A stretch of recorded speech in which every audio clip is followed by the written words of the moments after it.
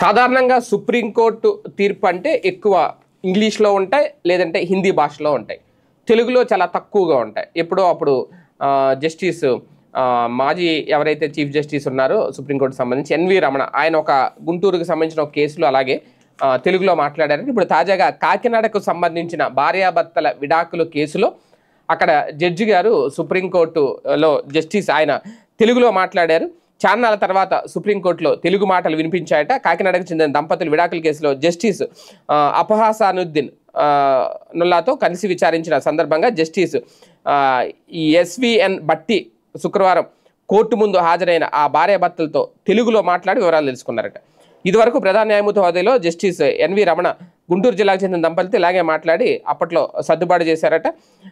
ఇప్పుడు తాజాగా ఆ కేసులో ఇద్దరి మధ్య కుదిరిన ఒప్పందం మేరకు విడిపోవడానికి తాము సిద్ధమని భార్య స్పష్టం చేయడంతో వారిద్దరికీ విడాకులు ఇస్తూ ఉత్తర్వులు జారీ చేశారు.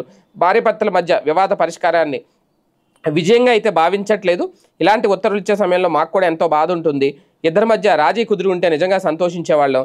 ఏది ఏమైనా ఇదే జీవితం అంటూ న్యాయమూర్తులు ఈ సందర్భంగా మాట్లాడారు. వాస్తవానికి కాకినాడకు సంబంధించిన ఉడా మధుసూదన్ రావు కెనడాలో నివాసం ఉంటున్నారు. ఆయన భార్య 2022లో వరకట్నం కేసు నమోదు చేయడంతో పోలీసులు దర్యాప్తు జరిపి కాకినాడ కోర్టులో ఛార్జ్షీట్ దాఖలు చేశారు. ఆయనపై లుకౌట్ నోటీస్ కూడా జారీ చేశారు. అప్పట్లో మధుసూదన్ రావు 2024 ఫిబ్రవరి 16 ఇండియాకు వచ్చినప్పుడు ఆయన్ని అరెస్ట్ చేశారు. ఆ తర్వాత కోర్టు బెయిల్ కూడా మంజూరు చేసింది. అయితే అప్పుడు ఆయన కెనడా పాస్పోర్ట్ని మెజిస్ట్రేట్కి అయితే అప్పగించారు అప్పట్లో.